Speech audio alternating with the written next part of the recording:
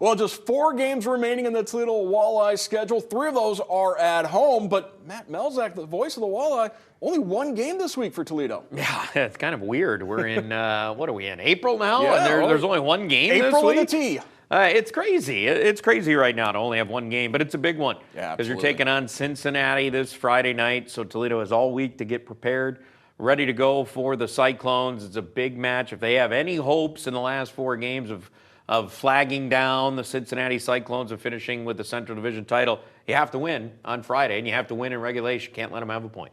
Pretty cool moment on a Saturday when Brendan Hawkins had his 36th and 37th goals of the season, tying and setting the new Walleye single-season goal record, breaking Kyle Bonus's record, and Kyle Bonus happened to be standing right next to you in the broadcast booth as it happened. It was quite a thing, actually. It really was, Mark, to see that happen. As a matter of fact, when Kyle walked in and I said something to him about it, and he goes, "Oh, no, I've been keeping track, and I saw that he was getting close," and he said, "I even said to my wife, you know what, I'm going to be down there on Saturday, April 1st. I wonder if it might happen that night." And sure enough, it did. And I know the Walleye social media team got a great photo of the 2 of them side by side after the game.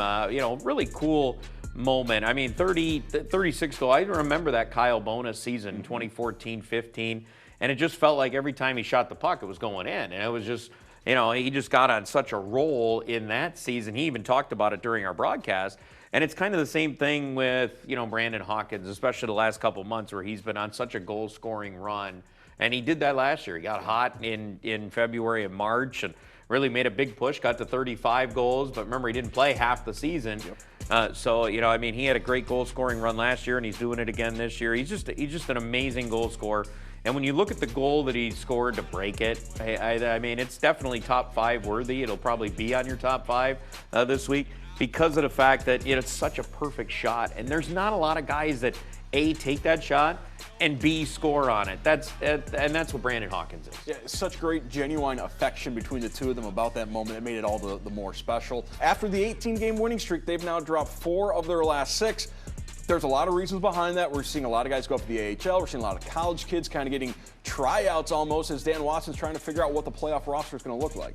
Yeah, I think that'll be still to be determined. There's still a couple of weeks left to go in the season. As you mentioned, the 1 game this week, then the 3-3 the following weekend to finish off the year. And you got to see, Grand Rapids, what ends up happening there. It doesn't look like they're going to make the playoffs, which would certainly help Toledo, and who comes back into the Toledo Walleye lineup.